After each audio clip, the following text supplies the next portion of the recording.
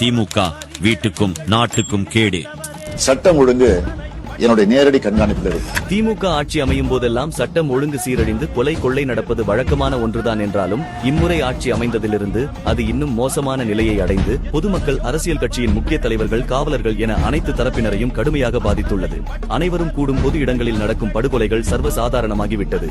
அந்த வரிசையில் நேற்று சென்னை திருவெற்றியூரில் பழ வியாபாரம் செய்து வந்த பெண்ணை முன் விரோதம் காரணமாக அதே பகுதியை சேர்ந்த சேகர் என்ற நபர் கழுத்தை அறுத்து கொலை செய்ததுடன் அதனை தடுக்க வந்த அவரது கணவரையும் வெட்டியுள்ளார்.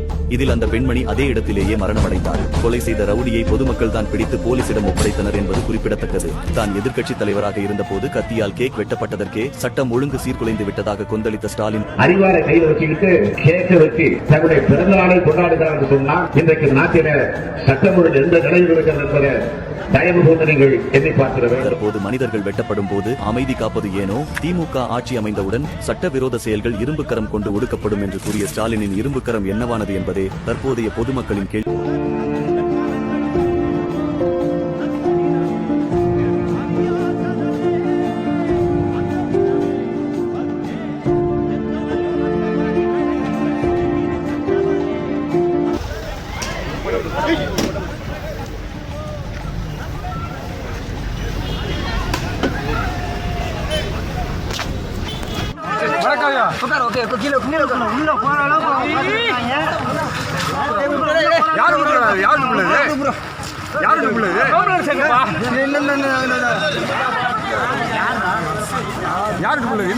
டீச்சர்